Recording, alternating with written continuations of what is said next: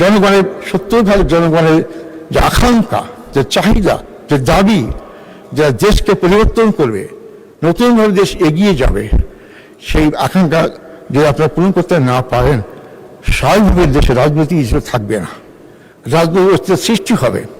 আমরা যারা বিরোধী আছি জনগণের কাছে ওয়াদাবদ্ধ যে আমরা বাংলাদেশকে আগের দিক পিছের দিকে নিয়ে যেতে চাই না, বাংলাদেশকে আমরা এগিয়ে যেতে চাই। সংস্কারে একটা কাজও আপনি হাত দিলেন না, সবটাই বন্ধ করলেন। বসুন্ধরা টিস্যু অশুদ্ধতার বিরুদ্ধে এক বিন্দুও ছাড় নয়।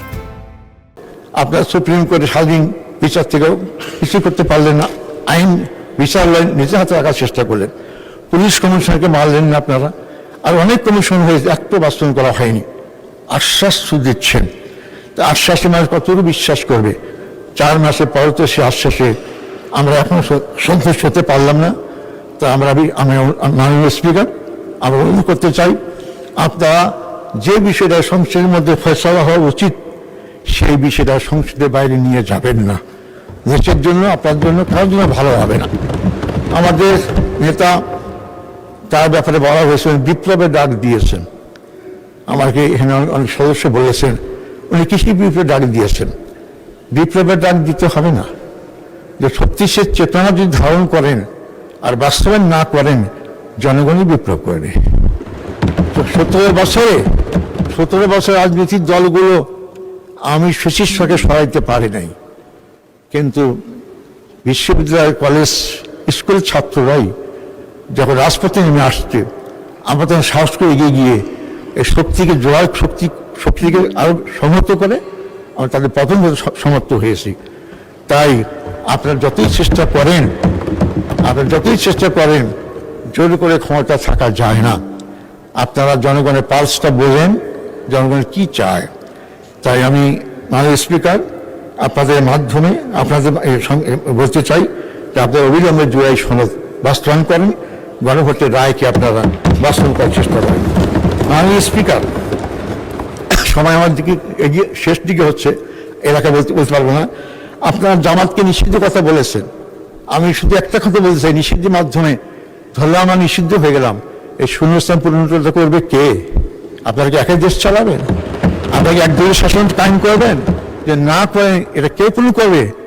আপনারা কি আওয়ামী লীগকে প্রমোশন করতে চাচ্ছেন? আমি তো মনে করি আওয়ামী লীগকে প্রমোশন করতে চাচ্ছেন, কারণ 4 মাসও আপনারা একজন লোক খুঁজে পেলেন না যে সেই প্রেসিডেন্ট কে হবে। আপনার ব্রিটিশ সরকারের লোককেই আপনার পছন্দ হয়, তাকেই রাখার চেষ্টা করতেছেন। এত বড় বিএনপির দল, তাকে এত পছন্দ হয় কেন? তাদেরকে কোন থেকে ইঙ্গিত পেয়েছেন যে তাকে রাখতে হবে? আমরা জানি না। জনগণের কাছে আপনারা খোলাসা করুন, এবং আপনার ফেসিস্টকে যদি নির্মূল করতে চান, ফেসিস্টের সব কিছুই চিহ্নটা মুছে ফেলুন। তার প্রথম পদ্ধতি যে প্রেসিডেন্টকে আপনারা আপনাদের দলের প্রেসিডেন্টকে আপনারা নিজেরা ঠিক করুন। মাননীয় স্পিকার, আমি একটা কথা বলে আমার এলাকার কথা বলতে চাই। সেটা বলা হচ্ছে, আমরা জামায়াতের টিকিট বিক্রি করি। আমি অনুরোধ করব, আমার একটা টিকিট দরকার, আমি জামায়াতে যেতে চাই।